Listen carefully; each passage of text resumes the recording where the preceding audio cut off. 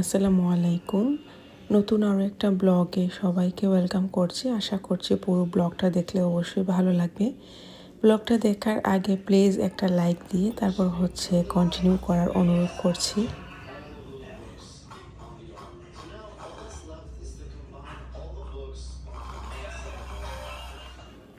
প্রায় মনে হয় 1 থেকে 1.5 সপ্তাহ আগে আমি এই প্লান্ট পটগুলো এনে রেখেছিলাম, কিন্তু ব্যস্ততার কারণে তারপর মেয়েকে সারাদিন কোলে করে রাখতে হয়। তো আমি এগুলো আর বেরও করতে পারি না, তারপর সেট আপও করতে পারি না। গাছগুলো এমনিতেই পড়ে আছে। তো আজকে ভাবলাম যে হাতে যেহেতু একটু সময় আছে, এটা বিকেলবেলা ছিল, তো আমি এই প্লান্ট পটগুলো বের করে তারপর প্লান্টগুলোকে সেটিং করে রেখে দিই। ইদানিং আমার রুটিনের ঠিক নেই, সকালের কাজ বিকেলে করি, বিকেলের কাজ রাতে করি। বেশিরভাগই আমি রাতে কাজ করি, কারণ ও দিনের বেলা একটু কম ঘুমায়, আর সন্ধ্যা থেকে রাত পর্যন্ত একটু বেশি ঘুমায়।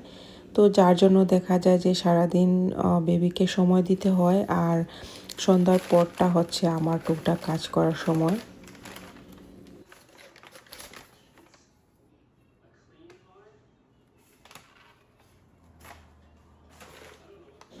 আবার অনেক দিন সারা দিন ঘুমাবে, তো একদিন ঘুমালে অন্যদিন এরকম ডিস্টার্ব করে আর কি। তো যাই হোক, নিউবর্ন বেবি তো কিছুই করার নেই। ওর রুটিনটা এখনও পুরোপুরি ঠিক হয়নি, ঠিক হতে আরও 1 মাস সময় লাগবে হয়তো, আশা করছি ইনশাল্লাহ। তো আমি এগুলো বের করে নিয়েছি এবং আমি প্রত্যেকটা গাছকে আমার প্লান্ট পটে সেট করে রেখে দিব।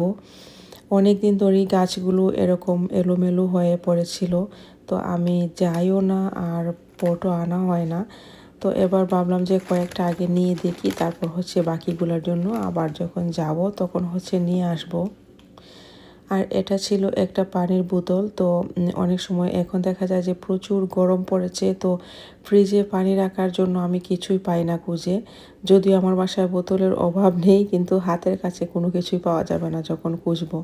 তো তার জন্য ভাবলাম যে এটা যে ভালো লেগেছে, তো ভাবলাম যে নিয়ে নিই।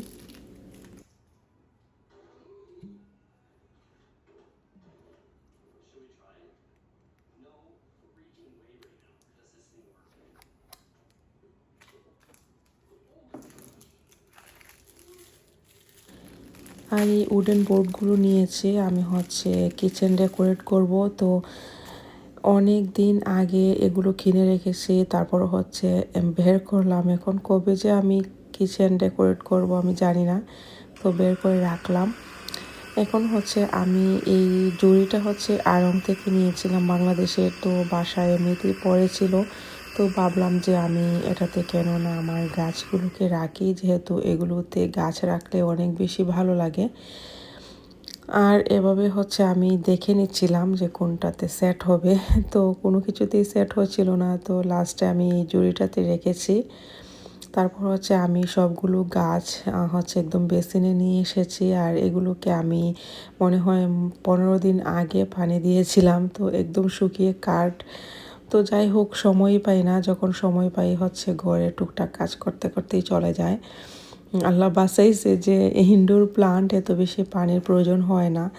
তো যাই হোক, কিছুই করার নেই, সময় আসলে কীভাবে এত দ্রুত যায়, আমি আসলে সময়ের সাথে দৌড়ে কুল পাই না।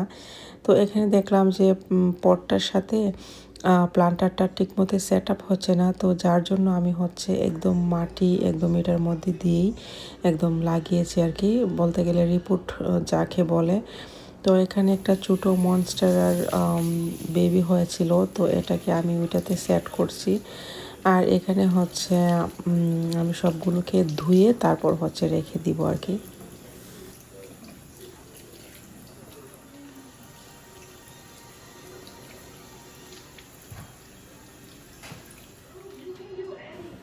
আগে যেগুলো আমার প্রতিদিনের কাজ ছিল, আর এখন এগুলো হয়ে গিয়েছে সপ্তাহ 2 সপ্তাহ পরের কাজ। মানে আমার এগুলোকে টাইম দেওয়ার সময়ই নেই, যেহেতু আমার বাচ্চা এখনও ছোটো, আর বিদেশে সব কাজ একা একাই করতে হয়। ও কয়েক মাস হয়ে গিয়েছে, তো ওর ঘুমের রুটিনটা এখনও ঠিক হয়নি, যার কারণে আমি সময় একদমই বের করতে পারি না।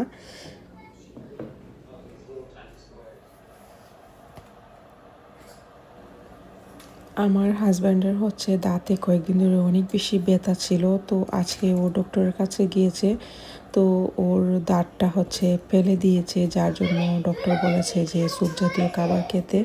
তো আমাকে ফোন দিয়ে বলল যে এভাবে এভাবে হয়েছে। তো আমি ভাবলাম যেহেতু দুপুরের খাবারও খেতে পারবে না, ভাত তরকারি তো সবই রান্না করা ছিল, তো আমি ওর জন্য একটু স্যুপ বানিয়ে নিই। তো এই স্যুপটা হচ্ছে বিটা ক্যারোটিন স্যুপ।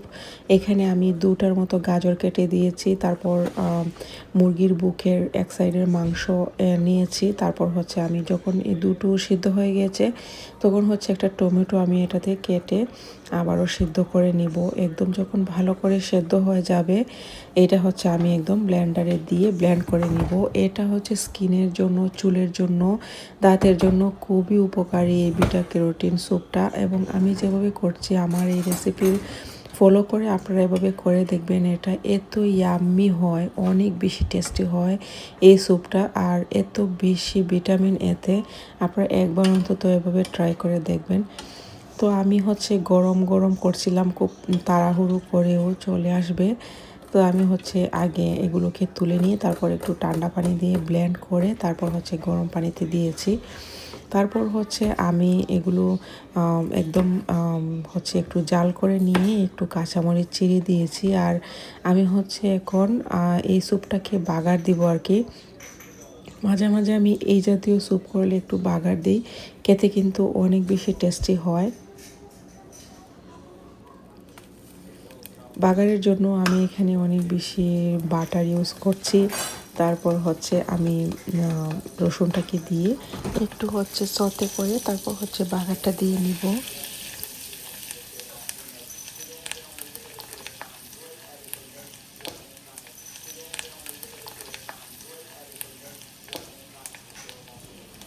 আমার বাসায় এখন হচ্ছে ভিডিও করলে প্রায় সময় দেখবেন যে ভিডিওর ব্যাকগ্রাউন্ডে টিভির আওয়াজ হচ্ছে।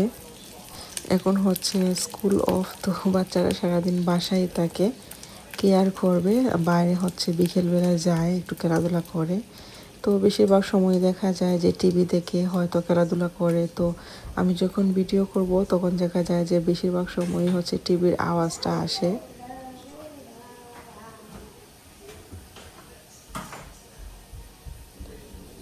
আমি যখন স্যুপ বানাই, তো এই জাতীয় স্যুপ আমি অনেক বেশি করে বানাই। দেখা যায় যে একটু করে বানালে আমার ছেলেও খেতে চায়, আমিও খাই, তো শেষ হয়ে যায়। তো যার জন্য আমি অনেক বেশি করে বানিয়ে রেখে দিই। তো দুবার দেখা যায় খাওয়া যায়, আর অনেক টেস্টি হয়। আপনারা একবার অন্তত এইভাবে বানিয়ে খেয়ে দেখবেন। আমি এখানে কোনো ধরনের কোনো চিকেন পাউডার, চিকেন কিউব কোনো কিছু ইউজ করিনি। জাস্ট একটু গোলমরিচের গুঁড়া আমি এখানে দিয়েছিলাম, এটা মনে হয় স্কিপ হয়ে গিয়েছে, আর রসুন দিয়ে বাগার দিয়ে। তো এতটুকুই। আর টেস্ট করে অবশ্যই লবণটা চেক করে লবণ দিবেন, যেহেতু গোলমরিচের গুঁড়া এখানে দিয়েছি। তো কালো গোলমরিচ যেটা, তো ব্ল্যাক পেপারে দেখা যায় এমনিতে একটু লবণাক্ত থাকে, তবুও হচ্ছে লবণটা চেক করে লবণটা টেস্ট করে আপনারা হচ্ছে লবণ দিবেন। তারপর লাস্টে আমি ধনেপাতা দিয়ে হচ্ছে নামিয়ে নিচ্ছি।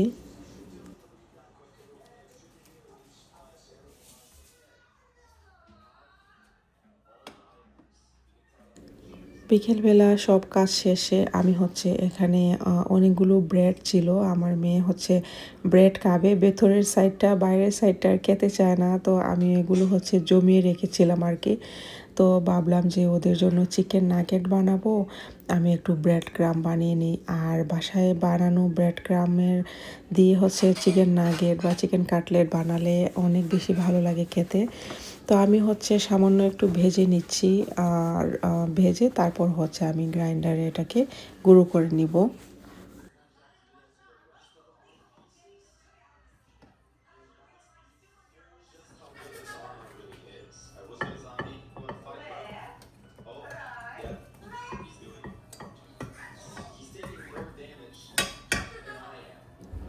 আমি ব্লেন্ডারে একটু একটু করে হচ্ছে দিচ্ছিলাম, আর এটাকে গুঁড়ো করে নিই।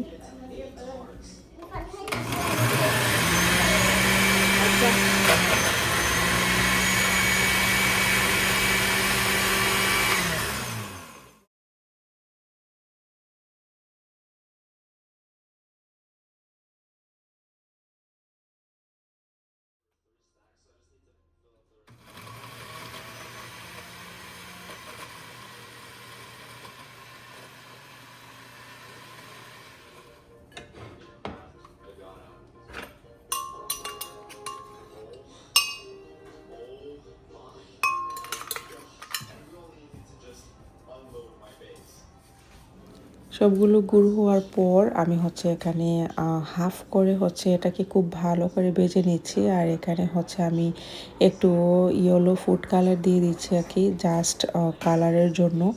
আপনারা স্কিপও করতে পারেন। তো এটা দিলে আমি দেখেছি কালারটা একদম খুব সুন্দর আসে আর দেখতে ভালো লাগে আর কি। তো এভাবে আমি সময় নিয়ে হচ্ছে 10-15 মিনিটের মতো সময় নিয়ে একদম জড়জড়ো করে তারপর হচ্ছে ভেজে নিয়েছি। তো এভাবে রাখলে অনেক দিন বাসায় থাকে, 1 মাসের মতো বাসায় থাকে, এমনিতেই নর্মাল তাপমাত্রা থাকে, দেখা যায় যে নষ্ট হয় না। আর আমি যেহেতু বানিয়ে ফেলবো তো এর জন্য এত বেশিও ভাজিনি আর কি।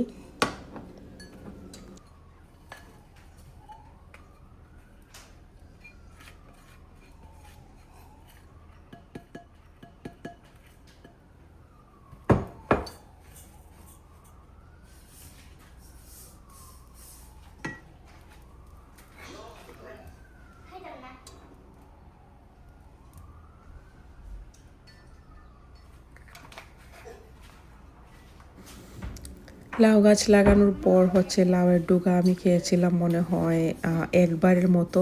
তো যেহেতু এগুলো টবে তেমন দেখা যায় যে এত বেশি আর আগা দেয় না এগুলোতে, তবুও আমি একবার আজকে কেটেছি। অনেক দিন হলো, মনে হয় যে এগুলো খাবো বাজি করে। তো আমি আসলে লাউয়ের ডুগা খাওয়ার বা আগা খাওয়ার জন্যই আমি হচ্ছে গাছগুলো লাগিয়েছিলাম। অনেক সুন্দরই হয়েছিল। তো বাইরে দেওয়ার পর একদম ঝিমিয়ে গিয়েছে, হয়তো যত্ন নিই না এ কারণে। তো যাই হোক, আমি যতটুকু যত্ন নিয়েছি ততটুকুই আমাকে ফল দিয়েছে, যাই হোক। তো আর খুবই আশা করে আমি লাগিয়েছিলাম। বাংলাদেশ থেকে আসার পরেই লাউয়ের শাক খাওয়ার জন্য আমার হচ্ছে একদম জান যায় যায় অবস্থা। তো মাশাআল্লাহ আমি দুবারের মতো খেয়ে নিয়েছি। তো এগুলোকে সামান্য বাফ দিয়ে হচ্ছে একটু নেতিয়ে গেলে আমি হচ্ছে বেশি করে পেঁয়াজ রসুন দিয়ে তারপর বাগার দিয়ে হচ্ছে ভাজি করে নিই। তো এভাবে অনেক টেস্টি হয়। জানি না আপনারা কীভাবে খান, তো আমরা সিলেটে আমরা এভাবেই খাই। তো এতটুকু পর্যন্ত যারা আমার ব্লগের ছিলেন, আমার সাথে ছিলেন, যদি ভালো লাগে তো অবশ্যই কমেন্ট করতে ভুলবেন না। আর শেয়ার দিয়ে রাখতে পারেন, আপনাদের ফ্রেন্ডসদের সাথে হচ্ছে শেয়ার করতে পারেন। আর কমেন্ট করতে অবশ্যই ভুলবেন না, লাইক দিবেন যদি লাইক না দিয়ে থাকেন। তো আজকে এতটুকুই। আসসালামু আলাইকুম।